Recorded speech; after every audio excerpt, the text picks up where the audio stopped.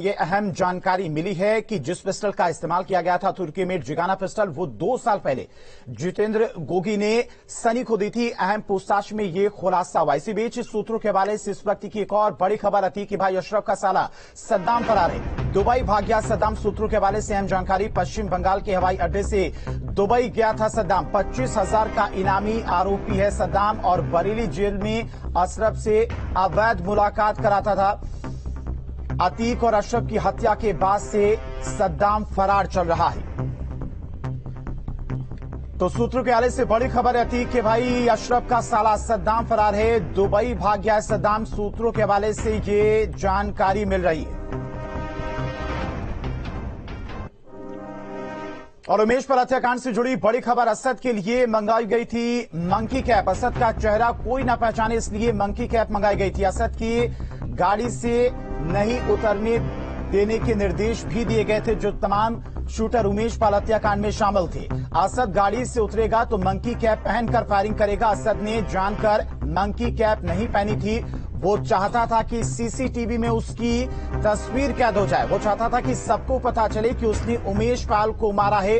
Police के सूत्रों के हवाले से ये खबर है कि असद के लिए मंकी कैप मंगाई गई थी जब उमेश पाल हत्याकांड को अंजाम दिया गया था, लेकिन असद ने ना वो मंकी कैप लगाई ना वो गाड़ी में बैठा रहा। और मानवेंद्र लगातार हमारे साथ जुड़े हुए। मानवेंद्र, लगातार ये जानकारी भी मिल रही थी कि जिस तरह से उमेश पाल हत्याकांड को लेकर प्लानिंग बनाई गई थी, असद का उसमें कहीं से भी नाम ना आए, इसको लेकर एक बड़ी तरह से प्लानिंग इस हत्याकांड को लेकर बनाई गई थी। लेकिन असद ने ना मंकी कैप पहनी और जो निर्देश तमाम शूटरों को दिए गए थे असद के साथ में जो मौजूद थे कि असद का इसमें नाम नहीं आना चाहिए, वो गाड़ी से ना उतरे।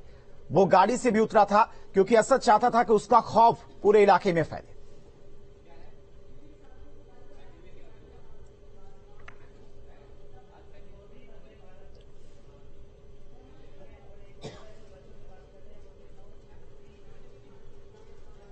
ठीक है मानवेंद्र, आप तक आएंगे, आपकी आवाज हम तक नहीं पहुंच पा रही, लेकिन ये देखिए ये वही सीसीटीवी फुटेज है 24 फरवरी का जब उमेश पाल हत्याकांड हुई थी। इस दौरान असद सीसीटीवी फुटेज में दिखाई भी दिया था, जबकि जो प्लानिंग बनाई गई थी उमेश पाल हत्याकांड को लेकर उसमें जो तमाम शूटर थे उनको निर्देश दिया गया था कि किसी भी तरह से असद का नाम इस हत्याकांड में नहीं आना चाहिए था। लेकिन असद साफ साफ इन तस्वीरों में फायरिंग करता हुआ दिखाई दिया था।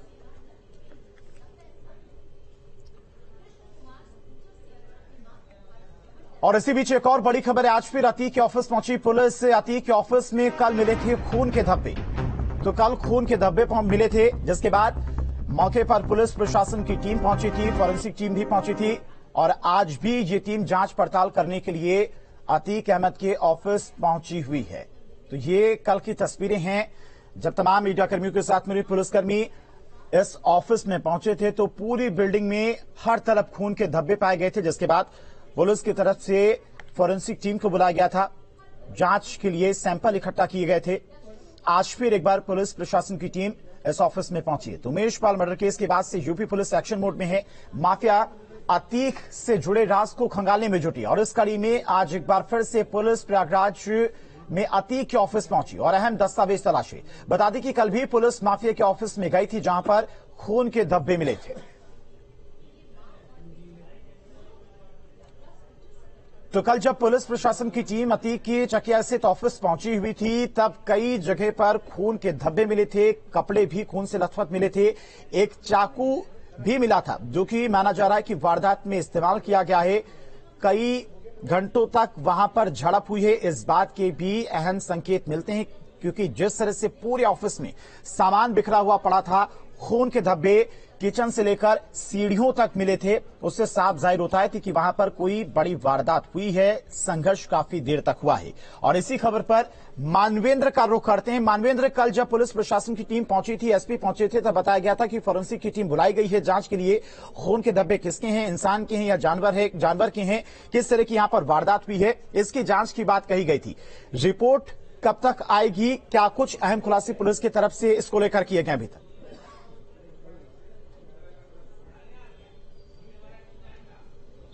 जी देखिए, पुलिस की तरफ से इस पूरे मामले में जो फोरेंसिक जांच की गई थी उस वक्त कहा गया था कि 2 घंटे में इसकी तस्वीर काफी स्पष्ट हो जाएगी। लेकिन अभी भी पुलिस की तरफ से कोई आधिकारिक तौर पर कोई जानकारी नहीं है। पुलिस भी रहस्य को बनाए रखे हुए है और जिस तरह से पूरा जो हम कहें अतीक अहमद का ऑफिस है, जब वहां हथियार और रुपए मिले थे, उसके बाद से उस दफ्तर को सील किया जाना चाहिए था, लेकिन पुलिस ने उस दफ्तर को सील नहीं किया था। और कल जब वहां पर खून के निशान मिले हैं और मीडिया में उसकी खबरें आई हैं, उसके बाद पुलिस की टीम ने पहुंच करके दफ्तर के गेट को बैरिकेड किया था और सील किया था। और उसके बाद से लगातार पुलिस उस दफ्तर की निगरानी कर रही है। इसी सिलसिले में पुलिस की टीम आज भी दफ्तर पहुंची थी, लेकिन अभी भी कोई कंक्लूजन पुलिस की तरफ से नहीं दिया गया है कि वो नजर बना के रखिएगा, इंतजार रहेगा रिपोर्ट का। पुलिस की तरफ से इस रिपोर्ट में क्या कुछ अहम जानकारी दी जाती है। फिलहाल तमाम जानकारी के लिए आपका बहुत बहुत शुक्रिया। तो पुलिस की टीम कल भी पहुंची थी, आज भी पुलिस प्रशासन की टीम पहुंची हुई है। जांच पड़ताल की जा रही, बारीकी से तहकीकात की जा रही। कुछ सैंपल भी कल इकट्ठा किए गए थे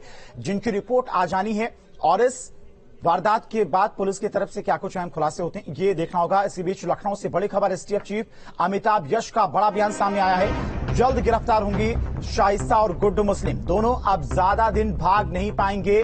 शूटर्स को गिरफ्तार करना हमारी प्राथमिकता है। इन लोगों का सहयोग करने वाले लोग काफी संख्या में और इन लोगों के पास पुलिस से बचने का तरीका होता है। प्रयागराज में उमेश पाल हत्याकांड में आरोपी गुड्डू मुस्लिम और अतीक की पत्नी शाइस्ता परवीन की गिरफ्तारी को लेकर एसटीएफ चीफ अमिताभ यश से लखनऊ में खास बातचीत की हमारे संवाददाता शुभम ने। उन्होंने क्या कुछ कहा है आपको सुनाते हैं। इस वक्त हमारे साथ एसटीएफ चीफ अमिताभ यश जी हैं। सर, गुड्डू मुस्लिम और शाइस्ता परवीन लगातार तलाश जारी है, कहां तक या कब तक उम्मीद करें कि ये एसटीएफ की गिरफ्त में? इसमें कोई टाइमलाइन फिक्स करना तो संभव नहीं है, लेकिन ये बहुत ही अच्छे आपराधिक गैंग से संबंध रखते हैं। ये माफिया गैंग, इनका रीच बहुत है और इसलिए लगातार प्रयास तो एसटीएफ कर रही है, जिला पुलिस भी प्रयास कर रही है। उम्मीद है कि जल्द सफलता मिलेगी। लेडी डॉन के रूप में शाइस्ता परवीन भी काफी ज्यादा लोगों के बीच में बताया जा रहा है कि तमाम तरह की खबरें आ रही है कि हर एक बड़े ऑपरेशन में अतीक अहमद के इन्वॉल्वमेंट रहा है। गुड्डू मुस्लिम का भी आपराधिक रिकॉर्ड बढ़ा है, तो क्या इस वक्त भी अतीक अहमद और अशरफ अहमद के ना रहने के बाद भी क्या बड़ी चुनौती ये लोग अभी भी बने हुए हैं वैसे ही जैसे पहले रहते?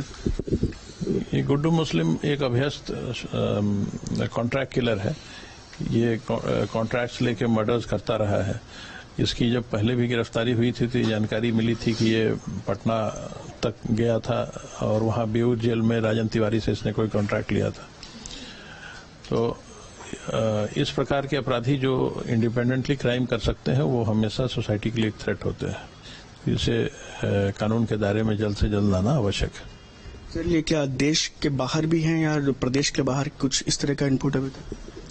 इस गैंग की पहुंच बहुत लंबी है। इनके पास fire power, resources, man power काफी रहा है और इन रिसोर्सेज का इस्तेमाल ये कहीं भी छिपने के लिए कर सकते हैं। पूरे देश भर में इनके कॉन्टैक्ट्स हैं, संभवतः विदेशों में भी हैं, तो इनके लिए पॉसिबल है अक्रॉस द बॉर्डर स्लिप करना। शाइस्ता परवीन क्या गुड्डू मुस्लिम एक साथ होने का भी कोई इनपुट है, क्योंकि इसको लेकर के भी खबर आ रही है कि इसके बारे में कोई कमेंट नहीं किया सकता। बहुत बहुत शुक्रिया। तो ये थे हमारे साथ एसटीएफ चीफ अमिताभ यश। एमएन दीपक के साथ शुभम पांडे, न्यूज स्टेट। मुरादाबाद से बड़ी खबर, एसपी सांसद एसटीएसन का बड़ा बयान सामने आया। शाइस्ता परवीन पर क्रिमिनल केस नहीं है। शाइस्ता पर क्या केस है, सबूत पेश करे। शाइस्ता के खिलाफ कितनी एफआईआर दर्ज है, इसके सबूत पेश करे पुलिस। तो बड़ी खबर, मुरादाबाद से एसपी सांसद एसटी हसन की तरफ से बड़ा बयान सामने आया है। शाइस्ता परवीन का बचाव करते हुए नजर आए। शाइस्ता परवीन पर क्रिमिनल केस नहीं है, ऐसा उनकी तरफ से कहा गया है। और शाइस्ता पर क्या केस है, सबूत पेश करे पुलिस। शाइस्ता के खिलाफ कितनी एफआईआर, इसकी भी जानकारी पुलिस दे। तो एक तरह से एसपी सांसद एसटी हसन शाइस्ता परवीन का बचाव करते हुए यहां पर नजर आए। मुरादाबाद से एसपी सांसद एसटी हसन की तरफ से ये बड़ा बयान सामने आया।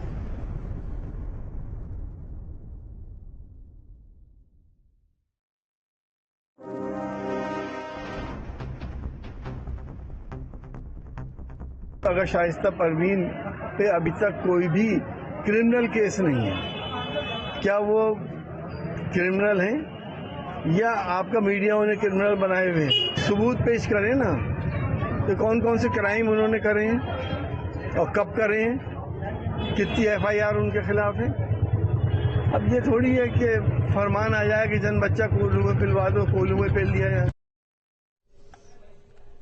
प्रयागराज में माफिया अतीक अहमद और उसके भाई अशरफ की हत्या हो चुकी है। अतीक का बेटा असद और शूटर गुड्डू एनकाउंटर में गुलाम मारे जा चुके हैं। इसके अलावा चकिया में अतीक का जो ऑफिस है प्राधिकरण के द्वारा तबाह किया जा चुका है, लेकिन आतंक की कहानियां खत्म नहीं हो रही। अतीक के ऑफिस में खून के धब्बों के निशान मिले हैं, जिसकी जांच में पुलिस जुटी हुई है।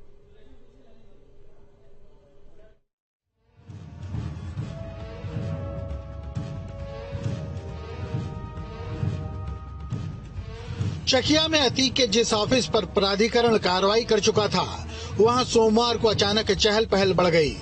मीडिया के कैमरों और पुलिस का जमावड़ा लग गया। वजह यह कि अतीक के दफ्तर में कई जगहों पर खून के निशान मिले हैं। जी देखिए, दफ्तर में कई जगहों पर खून के निशान मिले हैं। हम इस वक्त ग्राउंड फ्लोर पर हैं। आप देखें यहाँ पर ये खून के निशान है। यहाँ एक चाकू भी आप देखें एक पड़ा हुआ है जिसमें खून लगा हुआ है, और जिस तरह से ये दफ्तर खुला था और सीढ़ी के पास अगर आप देखें तो ये यहाँ पर सीढ़ी के पास खून के निशान है, और ऐसा लगता है कि यहाँ पर जो ब्लड है वो काफी ज्यादा गिरा हुआ है, हैवी ब्लड फ्लो यहाँ पर हुआ है, और यहाँ पर भी आप देखें खून के निशान हैं। सबसे ज्यादा खून के धब्बे सीढ़ियों, फर्स्ट फ्लोर और किचन में मिले, जहां बिखरे सामान को देखने से लगता है कि संघर्ष भी हुआ है और खून से सना चाकू भी जमीन पर गिरा मिला। जो फर्स्ट फ्लोर है, फर्स्ट फ्लोर पे अगर आप देखें तो यहाँ पर जो है खून के निशान दिखाई देते हैं, और काफी ज्यादा यहाँ पे ब्लड फ्लो है, ऐसा दिखाई देता है, ज्यादा निशान है। और ये जो किचन एरिया है, किचन एरिया अगर आप देखें तो ऐसा लगता है कि यहाँ पर भी किचन एरिया के अंदर भी खून के निशान है। अंदर ऐसा लगता है कि यहाँ पर कोई संघर्ष भी हुआ है, क्योंकि सामान जो है वो अस्त व्यस्त सा दिखाई देता है। हाँ, मतलब किचन में ऐसा लग रहा है कि जैसे कि काफी उठा पटक हुई है, फेंका गया सामान। दूसरे वाले कमरे में महिला के कपड़े में खून दिख रहा है, तो कुछ तो गड़बड़ है। महिला के कपड़े में खून? हाँ, खून दिख रहा है। और ऊपर नहीं दिखाई? नहीं, ऊपर नहीं, सीढ़ियों में बिखरा दिख रहा है। इसका मतलब कुछ गड़बड़ हुआ है, लेकिन अभी कुछ कह नहीं सकते क्या है। जिस तरह से सीढ़ियों और जमीन पर खून के धब्बे मिल रहे हैं, उससे संदेह हो रहा है कि यहाँ भी किसी वारदात को अंजाम दिया गया है। मौके पर पहुंची प्रयागराज की पुलिस ने मुआयना किया और एफएसएल की टीम को बुलाया है। मैंने स्वयं ऊपर से नीचे भ्रमण किया है। नीचे सीढ़ी के पास ऊपरी जो सीढ़ी है वहां पर लाल रंग के धब्बे खूननुमा दिख रहे हैं, और अंदर एक कक्ष है जो किचन है, किचन के बगल में भी खून के धब्बे दिख रहे हैं। तो इसी को देखते हुए हमने अपनी सीनियर अधिकारीगण को भी अवगत कराया है। हम लोग उसकी जांच कर लेते हैं और यह देख लेते हैं कि वह खून कैसा है, किसका है, कौन लोग हो सकते हैं। अब एफएसएल की जांच से साफ हो सकेगा कि ये खून कैसा है और क्या यहाँ भी माफिया के गुर्गों ने किसी को सबक सिखाया है।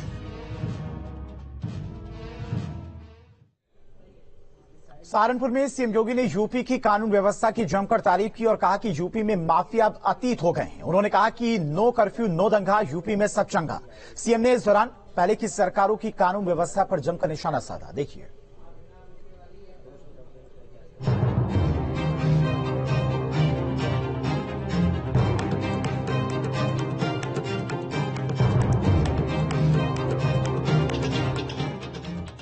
जुर्म की इंतहा हो गई थी, अपराधी बेखौफ थे, आतंक का माहौल था।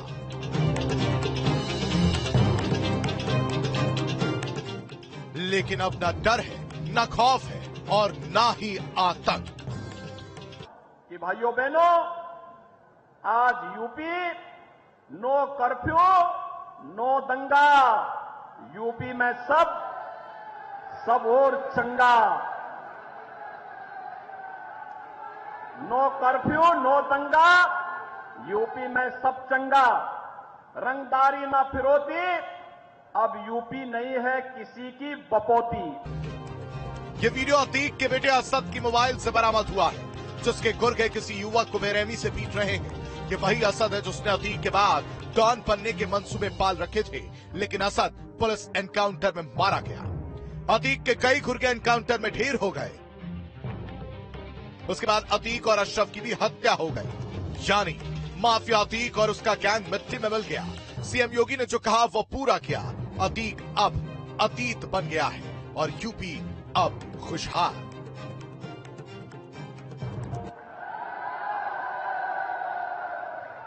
माफिया अपराधी हो गए अतीत, सुरक्षा खुशहाली रोजगार का अब बना है प्रतीक। और इसलिए भाइयों बहनों, अब उत्तर प्रदेश कर्फ्यू नहीं, कावड़ यात्रा की तैयारी के लिए उत्साह के साथ आगे बढ़ता है। एक वक्त था जब अतीक के खौफ और जुल्म सितम ने यूपी में हाहाकार मचा रखा था। कानून से खिलवाड़ कैसे किया जाता है वो अतीक से बेहतर शायद ही कोई जानता होगा। यूं कहें कि अतीक ने कानून को अपनी मुट्ठी में कर लिया था।